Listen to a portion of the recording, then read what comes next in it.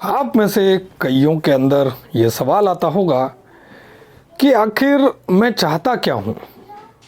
कभी तो मैं इस्लाम के खिलाफ खुलकर बोलता हूँ, कभी मैं भाजपा के खिलाफ भी हो जाता हूँ और बाकी राजनीतिक दलों के खिलाफ तो मैं हमेशा रहता ही हूँ, है ना, क्योंकि वे इस्लाम परस्ती मुस्लिम परस्ती में मशगूल हैं। तो मैं चाहता क्या हूँ? ये सवाल आप में से कईयों के अंदर आ रहा होगा या आ सकता है मेरे अलग अलग वीडियोस को देखकर, है ना। और मैंने आपको आज तक बतलाया भी नहीं है, बहुत सी चीज़ें नहीं बतलाई है कि मैं आखिर क्या चाहता हूँ, या अगर कुछ वीडियो में बतलाया है तो आप उन चीज़ों को भूलते भी जाते होंगे, है ना, क्योंकि मैं वीडियो इतने बनाते रहता हूँ, एक के बाद एक वीडियो मेरे आते रहते हैं। तो आज मैं आपको बतलाता हूँ कि मैं चाहता क्या हूँ। देखिए, मैं चाहता हूँ कि जो एक आम हिंदू है, एक साधारण सा हिंदू, एक साधारण सा ऐसा हिंदू जो भयभीत है, जो डरा हुआ है ना, जिसे मुसलमानों से डर है, जिसे अपनी जान का डर है, जिसे अपनी संपत्ति खोने का डर है, जिसे अपने स्त्री खोने का डर है ना, स्त्री उसके मान मर्यादा खोने का डर है, जिसे अपने बच्चों के अस्तित्व को लेकर डर है, ऐसा हिंदू, वो डरा हुआ हिंदू जो किसी तरह के कोर्ट कचहरी में नहीं फंसना चाहता, वो डरा हुआ हिंदू जिसे कोई नेता समझने को तैयार नहीं, चाहे वो कोई भी नेता हो, किसी भी पार्टी का नेता हो, है ना, वो उस हिंदू को समझने को तैयार नहीं। वो डरा हुआ हिंदू जो उग्र नहीं हो सकता, क्योंकि अगर वो उग्र हो गया, उसने किसी को निपटा दिया तो वो जेल में सड़ेगा और उसे कोई भी संभाल ले, उसकी मदद को, है ना, उसकी सहायता को कोई भी व्यक्ति नहीं आएगा। तो वो उस कोर्ट कचहरी के चक्कर से डरता है ना। वो डरा हुआ हिंदू जिसके पास में ना तो हथियार है, ना हथियार खरीदने का पैसा है, और अगर हथियार है तो उस हथियार को चलाने की छूट नहीं है। अगर वो चला देगा तो भी वो फंसेगा, ठीक है। तो वो डरा हुआ हिंदू, है ना, जो मिडिल क्लास है, जो गरीब है, जो रोज अपने काम पर जाता है ना, और जिसे कोई भी जिहादी कहीं भी चाकू भोंक कर निकल सकता है ना, और वो तब भी कोई एक्शन नहीं ले सकता। वो डरा हुआ हिंदू जो सिर्फ और सिर्फ भाजपा का बटन दबाने के लिए ही जिंदा है। देखिए, तो मैं उस हिंदू के साथ हूं, मैं उस हिंदू को शक्ति देना चाहता हूं। हाँ, टॉलस्टॉय ने 100 साल पहले लिख दिया था, है ना। मैंने टॉलस्टॉय की किताब पढ़ी थी कुछ समय पहले, तो टॉलस्टॉय ने लिखा था, हालांकि मैं कोई सोशलिस्ट नहीं हूँ, कम्युनिस्ट नहीं हूँ, है ना, लेकिन टॉलस्टॉय की वो बात मुझे समझ में आ गई। वो बात ये थी कि टॉलस्टॉय ने 100 साल पहले लिखा था कि नेता आपके बीच में से ही होते हैं, आप ही के द्वारा चुने हुए होते हैं, आप ही के लिए होते हैं, है ना। आप ही का वोट लेकर वो आगे बढ़ते हैं, लेकिन वो आपके नहीं हैं। ये बात मुझे उतर गई बहुत गहराई तक कि आपके बीच में से नेता निकलेंगे, आपका वोट लेकर निकलेंगे, आपको ऐसा महसूस भी होगा कि हमारे ही है ना, वो जीतेंगे, वो काम भी करेंगे, और आपको ऐसा लगेगा कि अरे ये हमारे ही नेता है ना, हमारे लिए काम कर रहे हैं। लेकिन टॉलस्टॉय ने लिखा कि वो आपके नहीं है।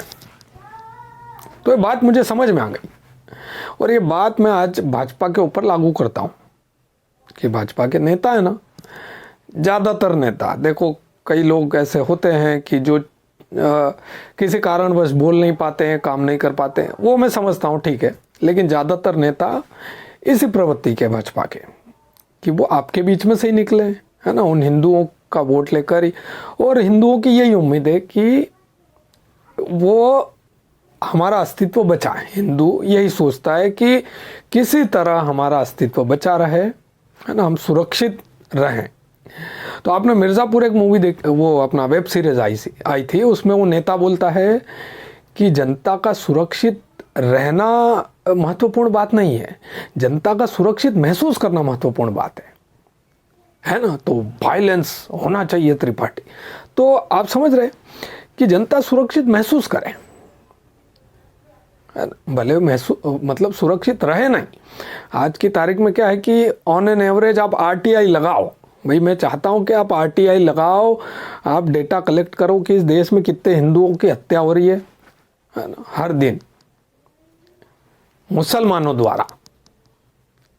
या आप आरटीआई लगाओ कोई और इसका डेटा मुझे भेजो, तो मुझे पता चलेगा कि हकीकत क्या है। मेरे हिसाब से ऑन एन एवरेज प्रतिदिन एक हिंदू मुसलमानों के द्वारा इस देश में मारा जा रहा है, क्योंकि कई खबरें तो तहसील, कस्बे, जिले से आगे बढ़ ही नहीं पाती। भाई मेन स्ट्रीम मीडिया ही नहीं आ रही है, वो सोशल मीडिया तक भी नहीं आती, ना व्हाट्सएप तक आती है, ना फेसबुक तक आती है, ना और कहीं। वो खबर वहीं के वहीं दब जाती है ना। तो ऐसी कई खबरें हैं, ठीक है। तो मेरे हिसाब से प्रतिदिन एक हिंदू किसी मुसलमान द्वारा भारत में मारा जा रहा है। आज की तारीख में 2022 शुरू हो गया, ठीक है। तो जनता सुरक्षित नहीं है। लेकिन क्या है कि भाजपा के राज में हिंदुओं को ऐसा लगता है कि हम सुरक्षित हैं, तो जनता सुरक्षित महसूस कर रही है, सुरक्षित है नहीं, है ना। जिहादियों से हिंदू सुरक्षित है नहीं, पर वो भाजपा के अंदर वो महसूस करते कि हम सुरक्षित हैं, क्यों कांग्रेस आ जाएगी तो और मारेंगे हम। भाजपा में भी वो सुरक्षित है नहीं, महसूस हो रहा है, ठीक है। तो भाजपा के नेता भी उन्हीं के बीच में से निकले, आप ही के बीच में से निकले हैं।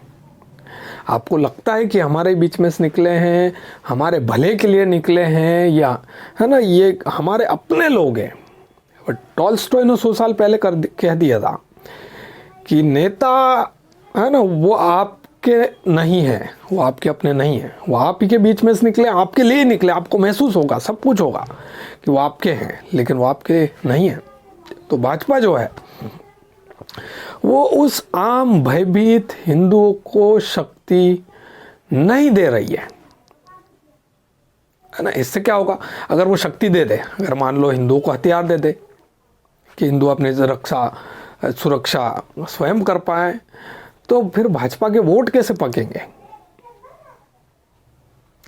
भाई जब तक आप डर में नहीं जियोगे, जब तक आप डरोगे नहीं, है ना, जब तक आपके बीच में से लोग मरेंगे नहीं, तो भाजपा को वोट कैसे जाएगा। भाजपा के नेता अपनी कुर्सी पर कैसे रहेंगे, आप 50 साल कैसे राज करेंगे आप, है ना। वो ऐसे ही राज करेंगे कि आप बस भाजपा को सर्वे सर्वा मान लो कि भाई जो भी है यही है, भले ही हम में से कुछ लोग मर रहे हैं, कोई बात नहीं, पर यही है जो हमको बचा रहे हैं। मतलब हम सारे जो हिंदू हैं ना, वो इस स्थिति में ट्रैप हो गए, बुरी तरह से फंस गए कि अब वो किसी को दूसरे को पार्टी को चुन नहीं सकते, और भाजपा के नेताओं ने ऐसा माया जाल फैला रखा है कि आप उन्हीं को वोट देंगे, आप फंस गए आप। तो मैं जो वो आम जो भयभीत हिंदू है ना, जिसको कोई समझने को तैयार नहीं है, जिसकी सहायता के लिए कोई तैयार नहीं है ना, जिसके पास कोई सुरक्षा नहीं है, उसे भले महसूस कराया जा रहा है कि आप सुरक्षित हो, लेकिन सुरक्षा नहीं है उसकी वास्तविकता में, और वो ये बात जानता है ना। लेकिन उसे अपनी बात कहने की ना तो उसे फुर्सत है। अब वो क्या रोज आंदोलन ही करता फिरे, रोज सड़क पे झंडा उठा कर आए कि भाई फलाना कानून बनाओ, फलाना ये करो, ये गलत हो रहा है ना। क्या वो रोज यही काम करेगा, ठीक है। तो उसके पास समय भी नहीं है, वो मतलब फंसा हुआ भी है बुरी तरह से, उसको काम धंधा, अपने परिवार का पेट भी भरना है, उसे अपना अस्तित्व भी बचाना है। तो वो बेचारा कुछ नहीं कर सकता सिवाय एक बटन दबाने के, है ना। 5 साल में वो बटन दबाएगा, ठीक है। वो या लोकल चुनाव होंगे वहाँ भी बटन दबा देगा, है ना, विधानसभा बटन दबा देगा, वो बटन दबाएगा बस, उसके अलावा बेचारे के पास कोई ताकत नहीं। तो मैं उस जो भयभीत है, बिल्कुल असहाय हिंदू है, मैं उस हिंदू को शक्ति देना चाहता हूँ, मैं उस हिंदू के हाथ में बंदूक देना चाहता हूँ, है ना। और मैं इस लक्ष्य, ये मेरा लक्ष्य ये मेरा कोई सपना नहीं, ये मेरा लक्ष्य है कि मैं उस हिंदू, एक साधारण हिंदू, उसे बंदूक दूंगा मैं, और मैं इस अभियान पर निकला हूँ। अब आप लोग मेरा जितना सपोर्ट करेंगे मुझे उतनी ताकत मिलेगी, और मुझे ताकत मिलेगी तो मैं उस ताकत का प्रयोग करके और आपको ताकतवर बनाऊंगा, ताकि भारत का हिंदू न सिर्फ सुरक्षित महसूस करे बल्कि सुरक्षित रहे भी,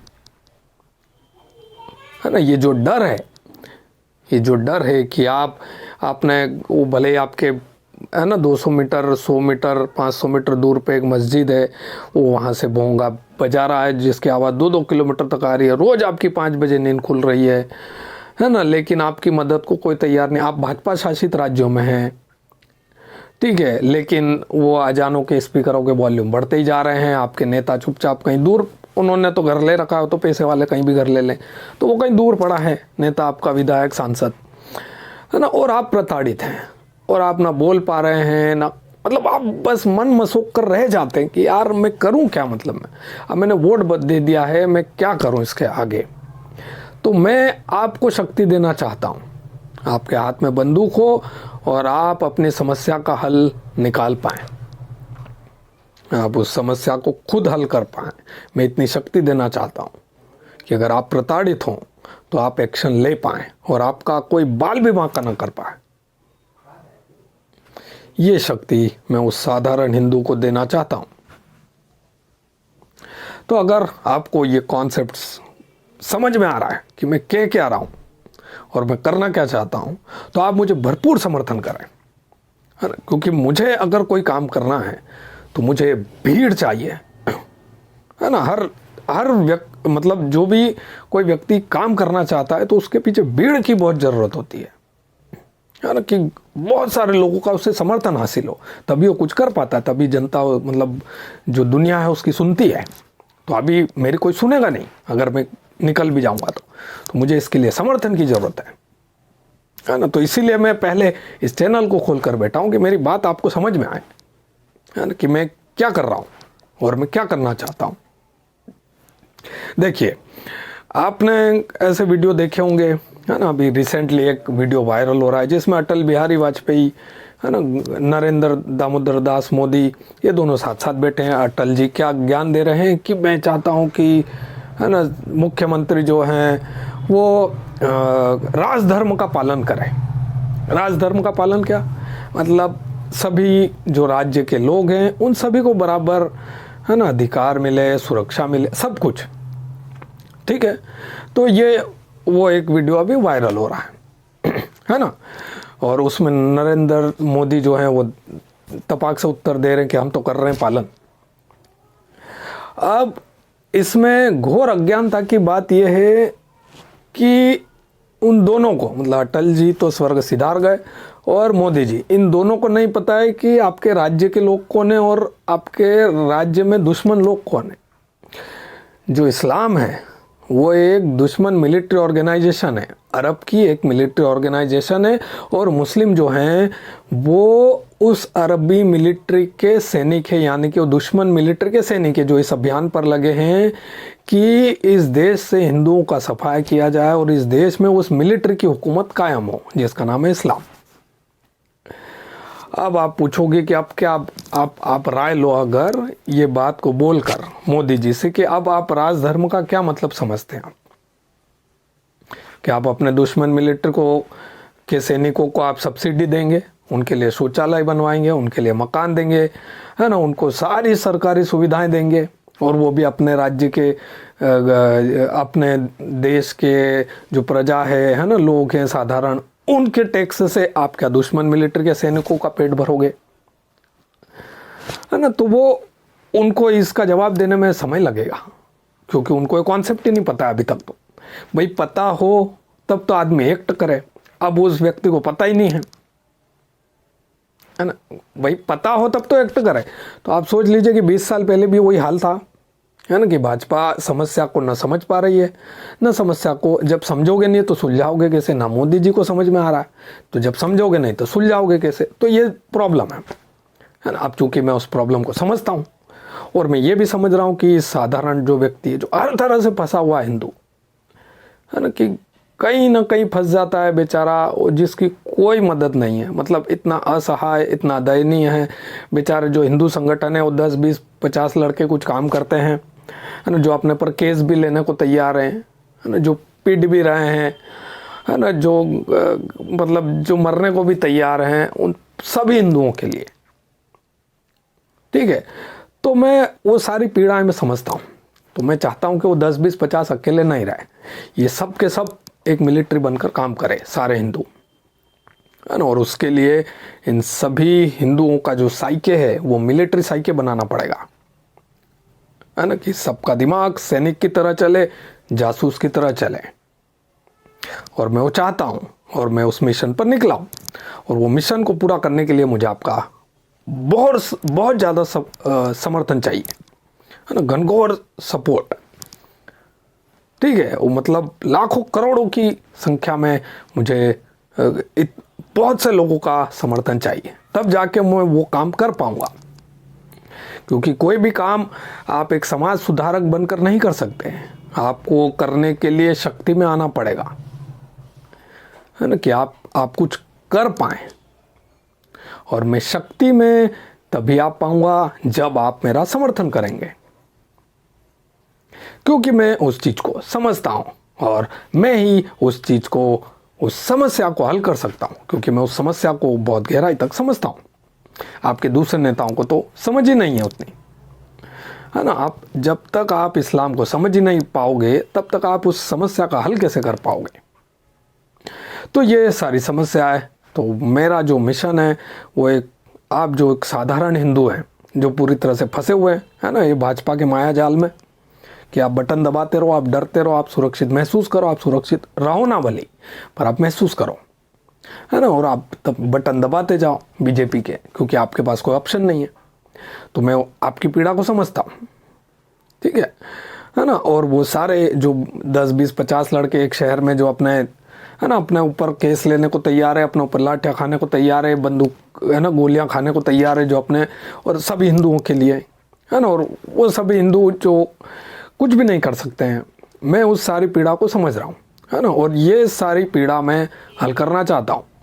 मुझे कोई विकास से कोई मतलब नहीं है, वही विकास तो हो जाएगा, है ना। हिंदू, इस देश के लोग बहुत मेहनती हैं, ठीक है ना। मेहनत से हमने पूरी दुनिया में जहाँ भी जाते हैं हम मेहनत करते हैं और चलता रहता है। मतलब सभ्य लोग हैं और हम हार्ड वर्किंग लोग हैं, है ना। हम वैसे उत्सव उल्लास में भी बहुत मशगूल रहते हैं, है ना, लेकिन हम मेहनती भी हैं, ठीक है।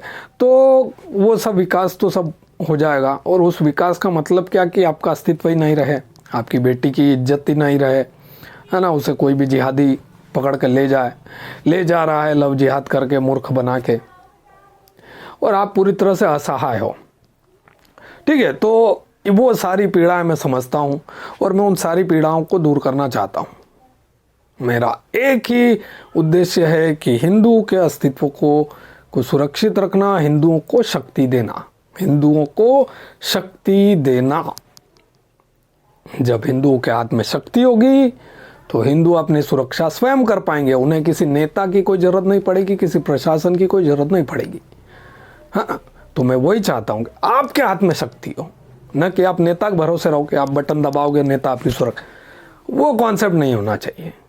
आपके हाथ में सुरक्षा होगी, आपके हाथ में शक्ति होगी, आप खुद ही एक्ट कर पाओगे और फिर आप पर कोई भी जिहादी आपको हाथ भी नहीं लगा पाएगा, ठीक है।